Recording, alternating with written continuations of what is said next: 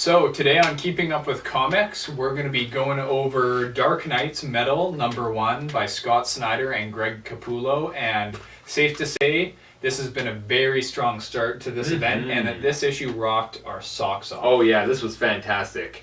We had the prelude, forge, and casting, which kind of led up to, well, we do know that lots of New 52 Batman, which was written by Scott Snyder, there's hints in there that Snyder has said kind of start to get filled with this book. Casting in the Forge really were a prelude to it, and it felt like that as well. He was a man of his word with that. Yeah, and they set the tone for this. And it did. And at that time, reading those issues, weren't really sure what was going on, what was happening. We knew it was building up to something good, and Dark Knight's Metal 1 was definitely the perfect issue that those were building up to. It had just as much resolved from those prelude issues, but it also added a lot of mystery. Did you want to say something about how the dark multiverse? Yeah, Scott Snyder, like originally when he announced this event, it seemed so complex to all of us, and everybody who's been following this event up to this point with Dark Days, the Forge, and the casting, probably like me, felt a bit confused about this whole concept. It's a lot to take in, but Scott was able to narrow it down quite nicely for us, and narrow down the whole, Bat myth.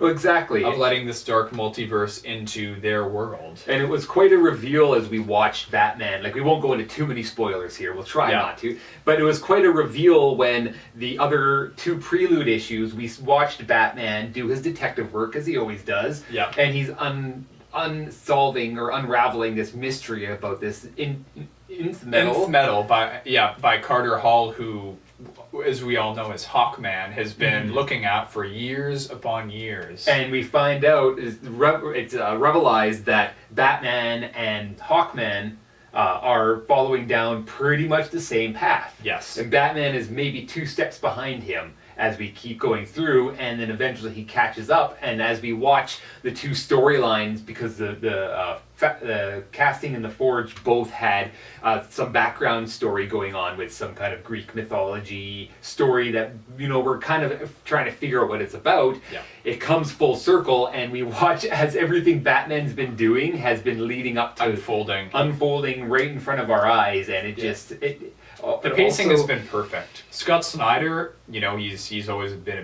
big Batman guy, right? Just writes all Batman, but he could write a Justice League book if he wanted to. The dialogue was extremely balanced between each and every member, and we get a good indication that he understands all these characters too. Oh, totally. And we get a lot of excellent banter as well between it. And this book, this issue 1 is almost like a half of a Batman book and half of a Justice League book. Just mashed into one. And arguably the best Justice League book of Rebirth. Yeah, by far. The best I've read. I was like, holy, I haven't seen this good of a Justice League book in a long time, since the New 52. Definitely. And the banter and the guys talking, and when they're traveling and they're discussing things, it works so well. It just seems you can see Hal Jordan's cocky and wittiness to Wonder Woman's leadership with the team, gathering their formations, and it's just he just did a phenomenal job on that to make us invested in not just Batman but each and every character. And the pacing, like you were saying, was excellent. The way the book ended could have easily have been the ending of the series or the event. Absolutely. And he could have drawn out this whole issue to be a 6-issue event right here. But luckily, with the way the pacing is, we get enough mystery to keep us reading on into this event, but we also are very satisfied in the way that the whole issue read. Yeah. And it ended. It was fantastic. And I honestly think that anybody who's even remotely a DC fan or a Batman fan or superhero fan, any superhero fan, should honestly be following this event. You absolutely should be, and you're going to be in for a treat, because this isn't some flash in the pan event. This has some tie-ins that are going to be gigantic and meaningful. You have tie-ins with Justice League, you have tie-ins with Green Arrow, even Nightwing, and then you have all those Dark Knight one-shots of the evil Batman. So this is one series that's going to be worth its while and worth all the money putting towards all those one-shots and tie-ins. Definitely. I think it almost ties in with almost every series except Batman, and I don't see Red Hood on here. Superman, And I don't see or Superman. Action Comics. I think Well- Superman and Action Comics is more invested into the Doomsday Clock Yeah. rebirth mystery. That's kind of what, you know, those books embody. Yeah, Detective, Action, Superman, and Batman, all of those series have super strong story arcs going right now or coming up that I don't think Have to they do would. with the rebirth It would mystery. it would kind of disjoint those series to have one-offs that were connected to this series because they have their own thing going, and like you said, Action Comics is leading right into Doomsday Clock, which is, you know, we're super excited about that too. Yeah, it's gonna like be you think amazing about that. You're both having of them. Doomsday Clock pulled and Metal at the same damn time. It's gonna be amazing to have both these events going. I Yeah. can't wait. I Oh, can't yeah. wait. So overall, I mean, if you're a DC fan, you're just absolutely just mind blown at how many, you know, how many great books are out, how many great events are being put out, and how they're doing such a good job of managing this all. Mm-hmm. And they keep us wanting more. I think, you know, it's good to have quality over quantity, and a lot of us can say that event fatigue is too much. But I think if you know, put in the proper effort with these events and you're able to, what am I? I'm totally at a loss for words here, Uh-oh. but you're able to have at least some, you know, proper preparation and a good vision of what you want it to be. These events, you know, they're going to be memorable, and I see Metal as being extremely memorable for years to come. Oh, exactly. And this is only the first issue. Yep. Oh yeah, we've been. It's in my opinion, this event's being pulled off perfectly because we've been getting little tasters here and there. We know what's been coming up, and we also know and understand that as much as it affects the rebirth era that we're in right now, there's a lot of it that is not being affected as well. It's not like those events that are so huge that every single character has to be found a way to be involved in it. This has just been working just so well, just watching it unfold. So I'm excited to see what happens between now and February when it ends. Yeah. Metal? Or what are what do we want out of What do Metal? we want out of Metal? So as a reader, like, we all want a very good in-depth story diving into the dark multiverse because we've never even heard about it before. But also what I want to see is more twisted revelations about Batman and his history going way back in time. And I'd say more Hawkman. I'm very curious about, you know, what him and Hawkgirl have to go through, but I'm liking what Scott Snyder's doing with implementing, you know, a lot of the characters that we feel have been forgotten. Like, I'm not going to spoil, but we'll see one again come in Plastic Man.